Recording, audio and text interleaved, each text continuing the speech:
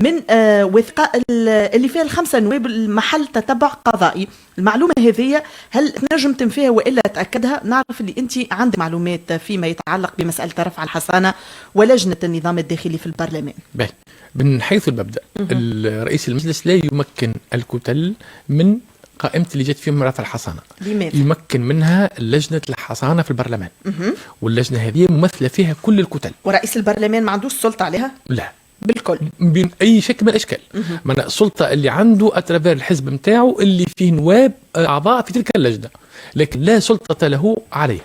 فعادي ما يعطيش الكتل، لكن غير عادي لو وردت أنه ما يعطيهاش للجنة المكلفة بالحصانة في البرلمان فيها في الدورة السابقة. أنا كنائب منين نجم نثبت في المعلومة ولا ناخذ المعلومة؟ الرأس شكون؟ لجنة النظام الداخلي. بالضبط، لجنة النظام الداخلي والحصانة، وتقول لها جاتكم وإلا مطلب نفاذ المعلومة إلى رئيس المجلس إذا كان الوثيقة جات وثيقة رسمية أو يكون يعطيها تبعث وزارة العدل. فالنجم الراسل يا إما وزارة العدل مطلب نفاذ المعلومة وتصل بوزارة العدل أو برئيس البرلمان إذا رئيس البرلمان لأسباب نجهلها تخفى عن الموضوع أو أخفى الموضوع. ولكن نقول لك في البرلمان ما يخبى حد شيء، كل شيء يعلم اليوم أو غدا بطريقة أو بأخرى.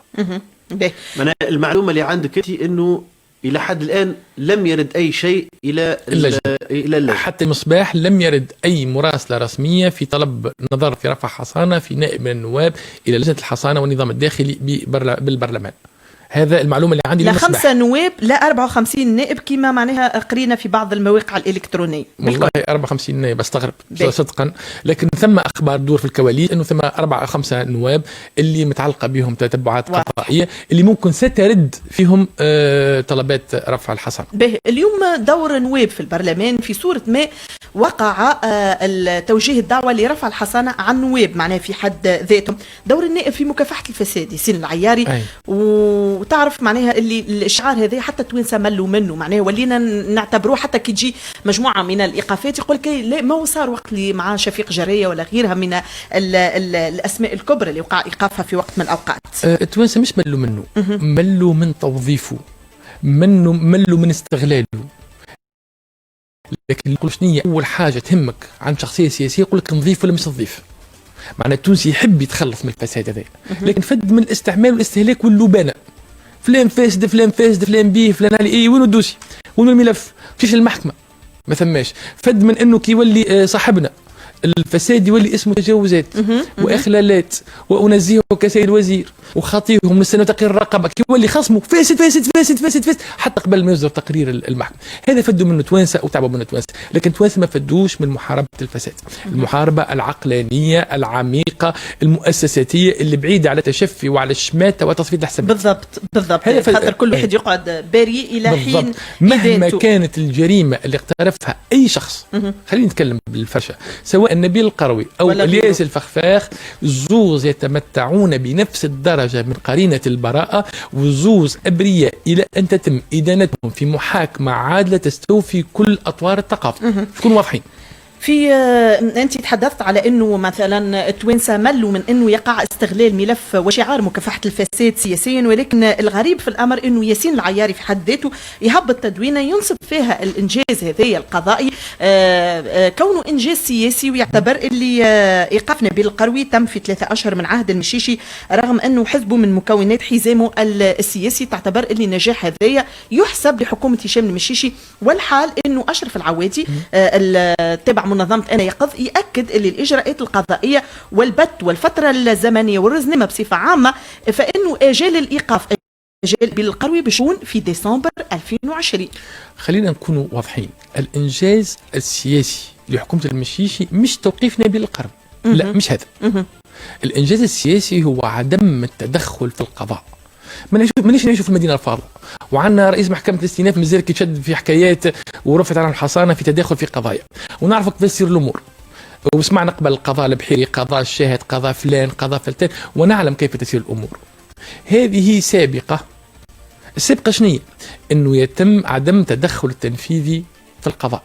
راهو نكونوا واضحين، صحيح الرزنامه اللي قالها صديقي واخويا اشرف العوادي صحيحه، لكن قضايا تنجم تتاجل، تنجم ننظر فيها في حال سراح، تنجم تصير فيها برشا حاجات. انه التنفيذي اليوم رئيس حكومه عنده حزب مكون الحكومه نتاعو، عطاها ثقه، صدق على القانون الماليه، صدق على القوانين نتاعو، في الحزام السياسي نتاعو، بلاش بيه ثم ازمه سياسيه حقيقيه في البلاد، ورغم ذلك لا يتدخل، والفيصل يكون ضمير قاضي يقف قدام المتهم ويشوف الوثائق ويحكم. هذه سابقه في تونس، نكتبوش على بعضنا. هذه جديده في تونس، واللي زاد دعمها صارت حاجه اخرى زاد مزيانه برشا. ايقاف وزير البيئه. عمركمش سمعتوا في تونس المستقل وزير وهو وزير مباشر يباشر في مهامه تجي فيه بطاقه وتنفذ. سمعتوش بقبل؟ صارتش قبل. هذه لأول مرة منذ عرفت حاجة اسمها الجمهورية التونسية، قاضي ينظر إلى ضميره يخرج بطاقة لأنه معناها وصل إلى قناعة أني حق الإيداع في السجن، يخرجها، تمشي البوليسية تجيب الوزير تخرجه من داره وهو وزير وتعديه وين؟ البرناقية. رئيس الحكومة مش عمل الوقت، قال لهم لا البلاد ما يستحملش، قال لهم لا سيسوه شوية، بيخلوا في حالة صراحة، عملوا تحجير سفر، لا قال لهم حطوا في الحبس، الله يبارك، أقيلوه ومشى يتحاكم كيما اي مواطن اخر. ترجمه سياسيه ولا ترجمه سياسيه انه حكومه المشيشي لن تربط يد القضاء، لن تحاول استغلال القضاء ولو خسرت في ذلك. هذا حاجه جديده في الجمهوريه التونسيه. نحب نوضح كلمتين، لا احمل المشيشي في قلبي، ما صوتلوش، ما عطيتوش الثقه، ما صوتلوش على القانون الماليه. اللي يدخل الصفحه بتاع البرلمان او الصفحه الرسميه بتاعي يشوف كي جاوني الوزراء بتاعه للبرلمان في نقاش الماليه كيف كان موقفي منه. لكن ثم حاجه اسمها لونيتي انتلكتوال، ان تقول المحسن احسنت والمسيء اسأت. جاوني انا برشا سمعت حتى زملاء لا كيفاش هذا انجاز وكيفاش حاسبوا انجاز وهذه حاجه عاديه. يا اخي نفكروا حكومه فخفاخ كي جاوا يسالوا شوفوا عملتوا حد شيء. القضاة فاسدين، لوبيات في القضاة، ما نجم قال صحيح.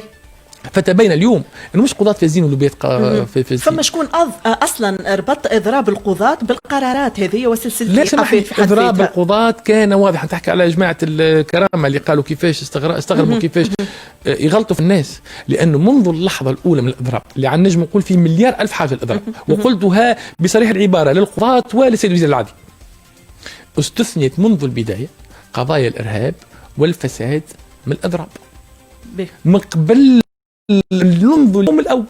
فهنا ما صار حتى انت مرتبه، وهذا ندافع عليه. راهو نعاود نذكر ونأكد اللي النبيل القروي يقعد بريء الى ان تثبت ادانته.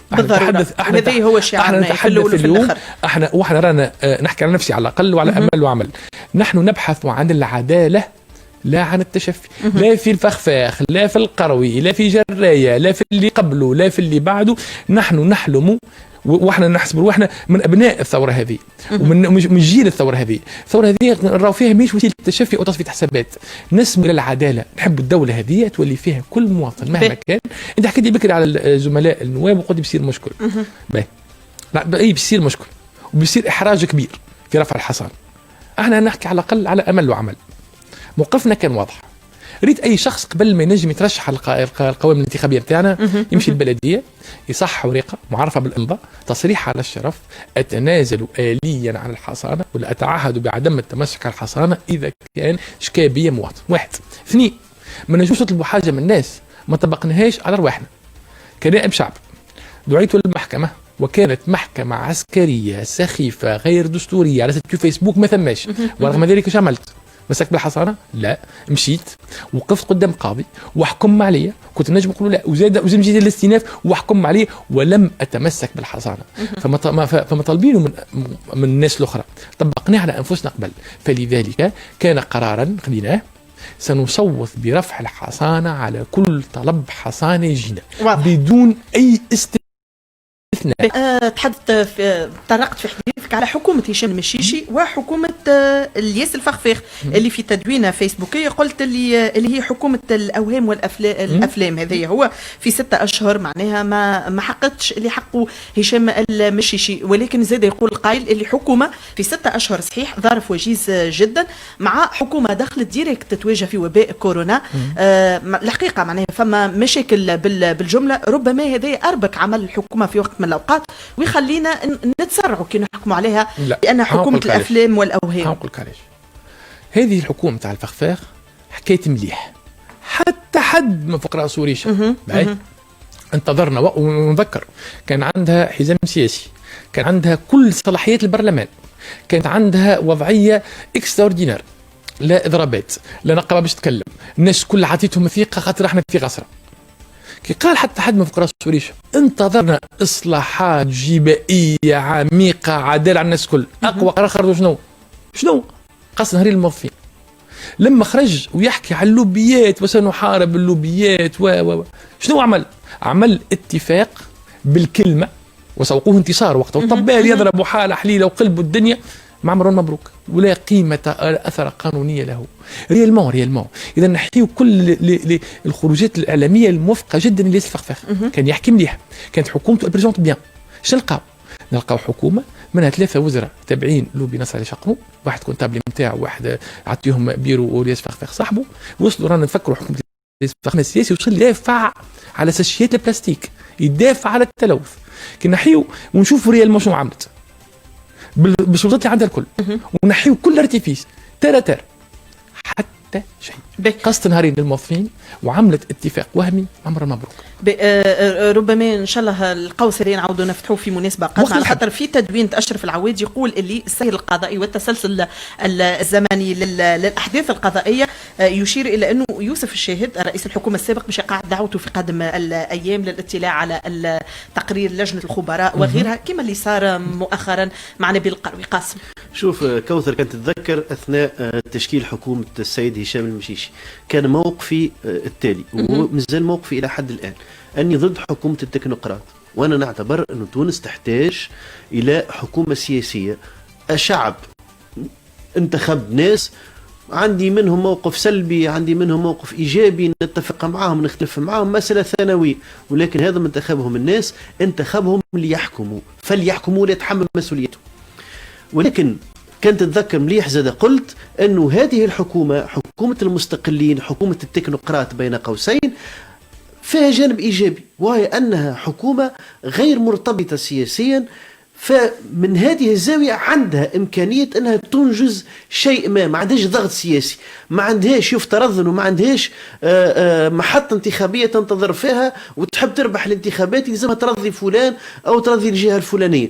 ففي هذا الجانب من نجم كان حكومه المستقلين وحكومه التكنوقراط هي حكومه قادرة أنها تكون محايدة في مثل هذه المسائل، وبين بالكاشف إلى حد الآن نتمنى أنه هذا يتواصل، أنه في الملفات الحارقة، ملفات الفساد، هذه الحكومة كانت فعلا محايدة، ولكن الحيادة الإيجابي بمعنى أنها كانت محايدة ولم تتدخل لصالح حتى أعضاء من الحكومة متاعها. هذا لا يعني أنه كما قال النائب ياسين العياري ما يعنيش النبيل القروي متهم. بالنسبة لي أنا ما لم يحكم متهم يعني أنه مدان عليه بالضبط. بمعنى أنه بالنسبة لي أنا القضاء هو اللي يثبت أو ينفي. حتى وزير البيئة كيف مختلف المسؤولين اللي يوقع إيقافهم في وزارة البيئة كيف هم ليسوا مدانين، ليسوا مدانين. ما نتمناه أنه هذا يتواصل مع مختلف الأشخاص اللي ممكن يكونوا فما شبهة فساد حولهم، ولكن في نفس الوقت اللي نطلبوه أنه ما يكونش هذا هو الملف الوحيد لحكومة هشام المشيشي، لأنه في اعتقادي فما ملفات أخرى مهمة جدا تهم المواطن. صحيح وتهم المالية العمومية المواطن يحتاج أنه شهريته تكون موجودة، يحتاج أنه غلاء المعيشة، يحتاج مقاومة نقصد غلاء المعيشة، يحتاج إلى تنمية متوازنة بين الجهات، يحتاج إلى عدالة اجتماعية إلى آخره. فحكومة هشام المشيشي ما يلزمهاش تقتصر فقط على أنها تفاعلت إيجابيا مع مقاومة القضاء للفساد المالي، ايضا ماذا بينا نحسبوا لها بعد 6 أشهر ونطلع انا شخصيا نطلع غلط ونقول هذه الحكومه انجزت شيء للشعب التونسي. سامحني نتفاعل معك، نعمل جزء اقوس. انا نحب نحيي سي هشام بس وكيل الجمهوريه في سوسه، لانه ليس من السهل انك تعمل سابقه وتخط البطاقه ضد وزير تبعث البوليسيه. ثم حاجز نفسي تحب ولا تكره. احنا رانا في تونس ما في المدينه الفضلاء، نظريا لا شيء يمنع، لكن لما تكون سابقه من نوع هذايا ما نجمو كان نشكروها ونثمنها، لكن ما صارتش قبل. كيما نعاودوا نحطوا بين قوسين رانا ماناش في المدينه الفاضله، عارفين احنا رواحنا وين وعارفين كيف تصير الامور، انه يوصل يكتبها ويخرجها وتنفذ. فما نجموش نحطوا انه نشكروا الحكومه انها ما تدخلتش، اللي حاجه عاديه. في الاصل ما يتدخلش، لكن احنا في طيب. تونس نعرفوا انها حاجه اكستراوردينار، من غير ما نشكر زاد القاضي الذي تشجع وكتب ذلك. بالنسبه للماليه العموميه، حكومه المشيشي 0/20. قانون الماليه اللي عملته مضحك مفزع في زوج نواحي. ساعة عندنا 17,000 مليار ناقصين في الميزانيه، ما عندنا حتى فكره باش نجيبوه، واذا ما نجيبوهمش عندنا مشكل حقيقي، مشكل في شهريه التوانسه. 2، كي نجيو الفصول الاضافيه اللي زادوها، امر مضحك وغير مقبول. ساعه تحيلوا على الناس، خلينا نقولها بالوضوح. كي جاء وليد وقتها قاموا يغنيوا في حمايه الحمايه والفصل القانون 38 باش يخدم 10,000 مواطن. خلينا نفسر للتوانسه كيف تحيلوا عليهم. قالوا باش يخدموا عداو قانون تاع 38 عدد 38 باش يخدموا 10,000 بطال. 10 بطال باش تخدم لازمك فلوس بالضروره. دونك جاء قانون الماليه المفروض نلقاو فلوس هذيك وين؟ ما فماش منين باش نجيبوها. باش عملوا الساعه. وانا خلينا نفسر التوانسه كيفاش نصوتوا على المهمات. وزاره الداخليه، وزاره الدفاع، وزاره الخارجيه، الفلاحه بالوحده شو نحطوا فيهم؟ كل وزاره قداش من مليم، يقولوا قداش من مليم. راهو يجينا الوزير يقول السنه عندي 4 ترقيات بزيدهم 50 دينار نحسبوا بالدينار، معناها بالمليم تحسب وتتسكر وتتصادق عليها ونتعداو. جاوا سيدي في الفصول قالوا اللي باش نخدموا 10,000 هذوما باش نعملوا اقتصاد في مهمات في ميزانيه الوزارات اللي جا صدقنا عليهم. باهي المفروض شنو نعملوا وقتها؟ نرجعوا على المهمات بالوحده ونقولوا كل واحده شنو هو الطريقه اللي نحيناها ولا الكهرباء اللي نحيناها ولا الخدمه كيفاش نعملوها باش نحيوها باش نخلوا الفلوس هذيك. هذا ما صارش. وصوتوا على راس هذاك يقولوا باش يقتصد منا مهمه ما نعرفوش قداش، ما نعرفوش في بلاصه انا نفقه ما نعرفوش واش عملوا باش يكملوا هم التوانسه ووقفوا يغنيوا في حمايه الحمايه ويدير على قلوب وعين المزغل، في حين ان ذلك الفصل خرج في الرائد الرسمي ولم يكن حتى حد الشجاعه في الطعن في عدم دستوريته. لازم 30 نائب للدعم في للطعن في عدم دستوريته. علاش ما بادرتش انت باش تقدم؟ يلزم 30. اي يجمع النواب. ما عنديش 30. لا ما عنديش. كان 30 نائب لكن الوضع غير الوضع.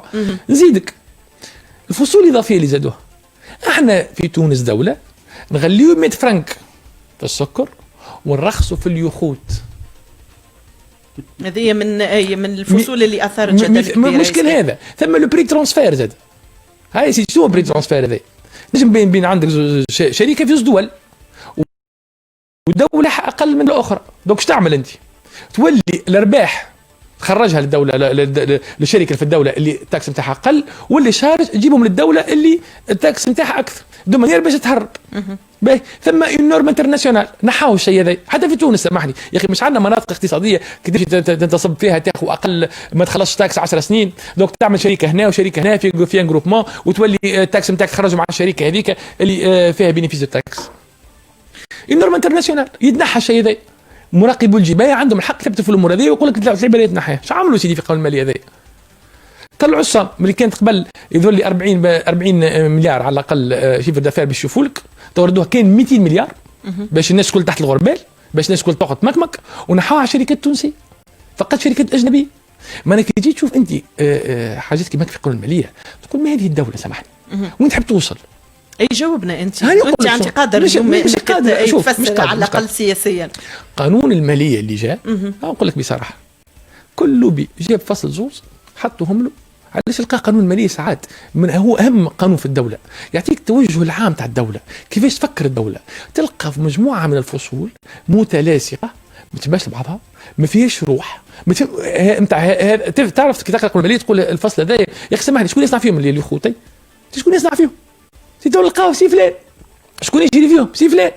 دونك معموله فصل بحذا فصل نتاع يظهر المشيشي. انا شفناه في كثير من الامور. انت شنو تحب هذيك خوف، لكن الميزانيه ما عملتها المشيشي، عملتها الدوله. شوف انا هنا في الميزانيه مثلا ما عادش نحكي حكومات، عملها الاداره تعملها الدوله. الفصول وين النقش الكل وين هو راه في الفصول الاضافيه ديك، خاطر الاداره تحسب لك الميزانيه نتاع كل دوله. خاطر الفصول اللي ذكرتها كانوا اضافيين. خاطر واش يعمل كل وزير من مارس ابريل يقول مثلا السنه عندي 5 ترقيات باش ناخذ تذكرها، عندي البيرو هذا باش نعمل المهمه الفلانيه، يحضر حاجته فلوس يبعثهم وزاره الماليه تعمل الاربيتراج. انت نجموش تعطيك سنه كذا. هذيك الامور تقنيه خدمه الاداره. تمشي حكومه تجي حكومه، هذيك الدوله التونسيه الاداره التونسيه فيها شويه سياسه. خاطر ساعات مثلا يجي يقول لك رئيس الحكومه سنه باش ننفقوا في التعليم مثلا، دونك زيدني في التعليم اعطيه اكثر شويه، السنه يقول لك باهي الدفاع عملنا واخذين لكم ماتريال، السنه نقصوا شويه، وكل شيء الا الصحه خاصه الميزانيه. ثم اربيتراج يصير، لكن تقعد امور تقنيه اداريه وين نناقش في الكل.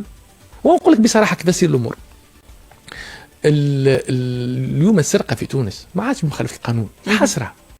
علاش تهرب ضريبيا انت؟ علاش تسرق؟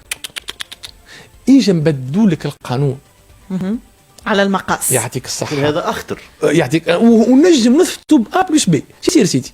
انت رجل اعمال تخلص مثلا في 20% تاكس على البرودوي نتاعك. يعني اخذت نسبه مش موجوده باش ما يقول حتى حد يحكي عليها. باهي ال 20% تاكس دوم يجوك 10 مليارات في العام. ايش تعمل انت؟ تاخذ منهم 2 مليارات تعطيهم هديه كادو كاش سيرفيس للحزب الفلاني. في قانون الماليه اللي بعده يجي الحزب الفلاني يقول البرودوي هذاك اللي كان تاكسي 20% يولي تاكسي 10% برك، ويعملوا لك فيلم راهو للزوالي والقدره الشرائيه اسمع التبريرات ساهله. دونك اش تعمل انت؟ كنت خلص سيدي في 10 مليارات في العام خاطر كان 20%، تو سيدي كي يتيح لك 5% كي يتيح لك التاكس ولي 10% برك تولي تخلص 5 مليارات برك، دونك ربحت 5 مليارات، دونك صرفت 2 مليارات وربحت 5 مليارات. هذا اللي في قانون الماليه 2018 تعمل المساحات الكبرى والمروان مبروك والكرسي تاع الكرام وغيره. ولكن اللي يتحدث حتى على شراء ذمم نواب. اتحدث عن هذا اليوم هذا اللوبينج اللي صاير.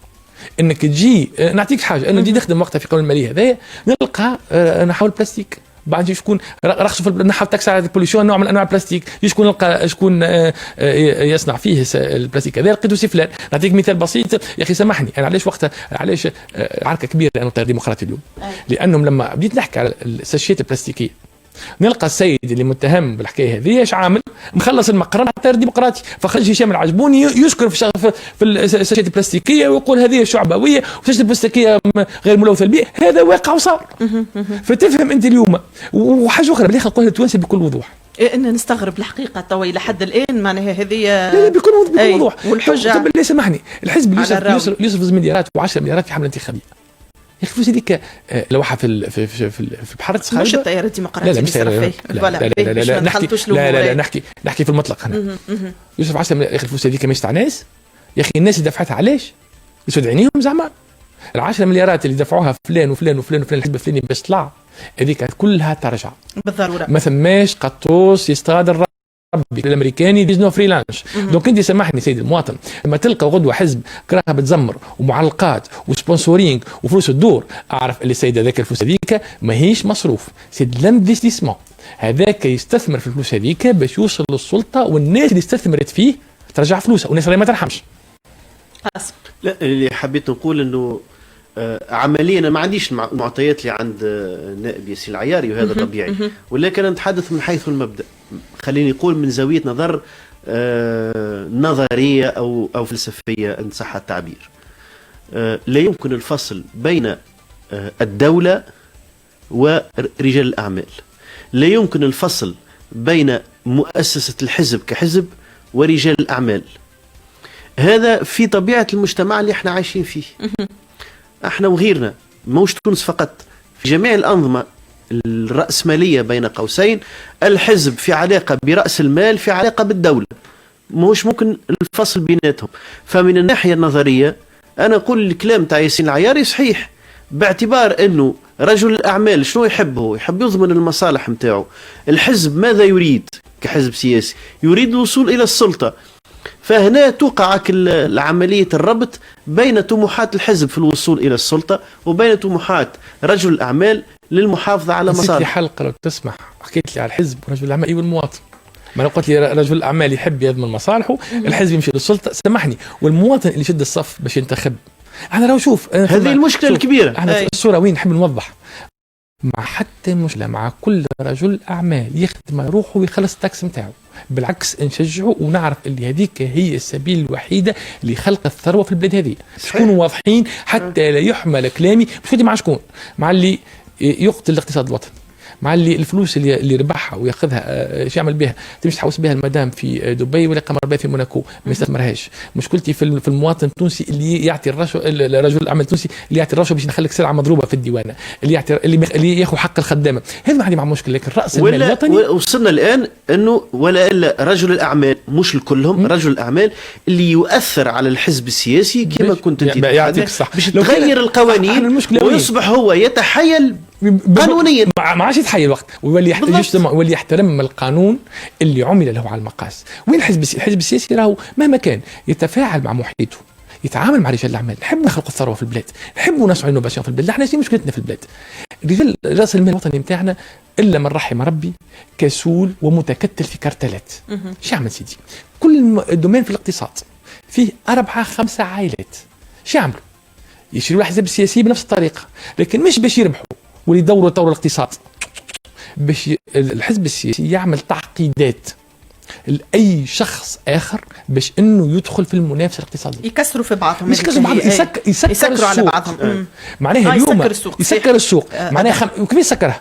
تعقيدات، إجراءات، بنك سنترال، رخص، أوراق، دو مانيير اللي في كل دومين يقعدوا كان 4-5 عائلات حاكمين في السوق. اليوم في تونس، وهذا هو البرنامج الانتخابي في الناحية الاقتصادية، ممنوع عليك تولي لباس عليك إلا إذا كنت من عائلة معينة والعائلة ذيك تخدم في الدومين هذاك.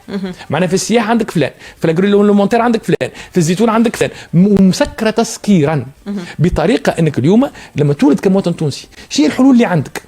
يا إما بوك واصل أو نقابي، خلينا نتكلم بصراحة، يدبر لك كونكور، يدبر لك بلاصة مسمار في حيط، أو تضرب الكونترا اللي يسميه فيه التجاره الموازيه. انا كي نلقى كثره التجاره الموازيه في البلاد، تعرف معناها هذاك، معناها ذلك خيبه الدوله، معناها الاقتصاد نتاعك مسكر، اللي ما لقاوش حتى حل باش يسقطوا يخدموا في اللي مثلا مسكر، مش هو مجرم راهو. انا نقول الارهابي المهرب ليس مجرما، الدوله مجرمه اذا استثنينا السلاح والمخدرات وحكيت هذوك. معناها اي شخص في قانون الماليه ما فماش حتى تدارك في الموضوع. معناها اليوم كيبدا عندك اقتصاد شنو تحبوا يعمل تونسي؟ شنو تحبوا يعمل؟ يحب يحل مشروع التمويل ما ثماش، الاوراق برشا معقده، ما نعطيكش حاجه. هاني كنائب شعب اليوم كنحب ناخذ يلزم اوراق حل المشروع حتى لثقافتي العامه، والله نتعب. ما ثماش، غير واضحه، وش يعمل؟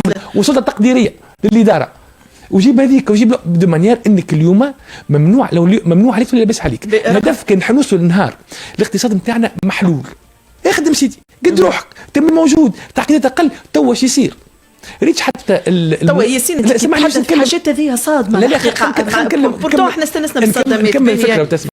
اليوم تصور روحك انت مثلا شاد دومين البشكوت وحدك، تطور في روحك الواش، كاليتي الواش، تلوج على اسواق جديده الواش، هكذا كيما جيت ما ثم كاين انت. دونك هذاك علاش السلع نتاعنا الكل رديئه، الكلها ما تنجمش تنافس الانترناسيونال. خاطر انا عايش في تونس نعمل نبيع وحدي، السوق لي وحدي، في عوض نبذل مجهود اني نحسن البرودوي نتاعي، لو اسواق جديده نعمل ديفلوبمون، قاعد نصرف على حساب واحد مسكر لي في المارشي ورايا. لو يتحل السوق ويولي انا اليوم حل بحذايا واحد شاب غاديك حل بشكوت اخر بيوم ومبدل ولقيت تمويل، شو نعمل انا؟ نقول اسمع لازم نطور روحي. دونك يصير الاقتصاد التونسي الكل يتطور، خاطر كل واحد مادام ينافسوه يولي يطور في روحه، يقول نلقى فكره جديده، نلقى برودوي جديد، نرخص في السوق. اليوم عندنا حاجات راهي تقول شوف اسواق في تونس، تقول يا رسول الله يعني مش معنى نفس البرودوي هذاك كي نمشي لبرا ناخذوا ارخص. علاش؟ خاطر البرا ثم منافسه، هنا يعمل مارج اللي يحب عليها وما يراقبوا حد، والوزير هذاك ما عندوش تشخيص. ياسين الحل انا كمواطن تونسي شنو هو الحل؟ الحل واللي ما حطته احنا فير دو لونس عمل وعمل في الجانب الاقتصادي، ان قانون المنافسه ومجلس المنافسه والتعقيدات الاداريه وعقوبات البنوك. ما تحبش خاطر نقول لك حاجه، البنوك على 29 بنك في تونس، الكلها نفس السوق، تولي المنافسه. تمشي باش تعمل مشروع، انت شو يقول لك هذا باش حلو تيل انت في البلاصه الفلانيه، والله سي فلان حال غادي ما نعطيكش. تحب تحل المشروع الفلاني انت فك عليك. علاش؟ حاجه اخرى اليوم وهذا عملناه اقتراح حقيقي في القانون الماليه. اليوم البنوك علاش ما تسلفكش؟ علاش ما تمولكش؟ حتى الدار ما تعطيكش، كرم ما تعطيكش. اليوم احنا الشهر هذايا صبت من ميزانيه الدوله 3000 مليار للبنوك نتاع عام سنه برك. دونك البنوك شو عامله سيدي؟ علاش كسر في راسه؟ علاش ياخذ في الريسك؟ اذا نحينا اقتصاد الريع ونحينا الكرتال، ربحوا ليساتو يجي من الدوله والدوله ترجع له. دونك دوكو علاش كسر في راسه يستثمر هو؟ احنا قلنا في القانون المالي هذا قلنا انه البنوك باش نجم تتسلف من عندها الدوله يجب عندها بعض الشروط. 2% من قروضها تمشي للسينيور اكثر من 50 سنه، 20% في المنطقه الداخليه، 5% في اللي فهم، 5% فما الحلول. اذا ما تمولش هذوكم، ما تعديش ما تحلش الشقاقه وتمول في الاندستري، وتمول الشباب والمنطقه الداخليه، ما عندهاش الحق الدوله. والكره تبقى في مرمى هشام المشيشي. عاد هشام المشيشي سامحني، عند المجلس متعدى حتى مقترح. نعطيك مثال اخر، احنا قلنا سيدي لو لي جرون جروب 30% من شراءاتهم تتاخذ من التريبيت انتربريز، معناها ما عادش تقعدوا جروبات يدوروا فلوس بعضها، تجي حاجه بالبروبليم تجي في الشركه واقترحناه اذا ما تعملش هذاك نزيدك في التاكس. لدي انه لي جرون جروب ما عادش يدور بعضهم، الفلوس هذيك موجوده لكن دور ما بين دي كونت بانكير تاع 5 جروبات. كي تولي انت بتي كابينيت فورماسيون تاخذ من عندك بولينا مره، تعرفش تعمل جوز من الناس وثلاثه من الناس، عندك مرجه كبيره نتاع نمو. دونك احنا هذا رفض. ياسين فيما تبقى من وقت رجاء نحب تعليقك. كنت منذ قليل زلتي جين علوان في واقبه لاعتصام واضراب جوع عائلات شهداء الثوره وجرحها، تعليقك على الموضوع هذا؟ 10 سنين قفلناهم في الثوره، فضيحه وغير مقبول. وكنت راسلت الفخفاخ والشاهد وضربنا عليه موضوع انشروا القائمه يسيبوا الناس. معناها 10 سنين راهي فضيحه، 10 سنين تبنى فيها الدوله وتهد فيها الدوله وتعود تبنى تداول الحكومات ولا حتى رؤساء الجمهوريه. هل انهك العائلات والشهداء؟ العائلات تنضروا من موضوع واحد.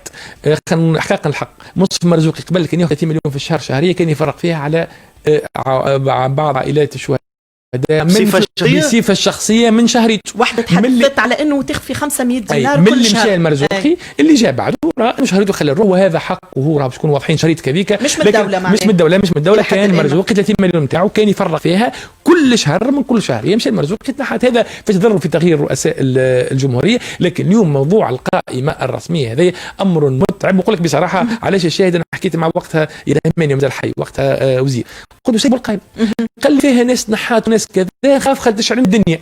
فلان ما لقاوش اسمه، فلان ما لقاوش اسمه، خلينا نعدوا الانتخابات. تعدي الانتخابات يسيبون القائمه حتى غلط يمشي يعمل الركود. ما عيب. نقول لك بصراحه كان زدنا 5 من الناس غلطين. يعني احنا الامور في السمبوليك نتاعها. واضح. شكرا جزيلا ليك ياسين العياري النائب عن امل وعمل بمجلس وعلى ذمتكم في كل وقت. وسعدني الاستضافه في المرفق العمومي. كل عام وانتم حيين بخير، وان شاء الله 21 يكون خير مع سيدي. شكرا لكم في الاذاعه الوطنيه التونسيه في كل مكان. اجمل تحيه كوثر بن دلال رابح. الكلمه الان لقسم الاخبار الرياضيه. الاخبار السياسيه، الاخبار الوطنيه، كل التفاصيل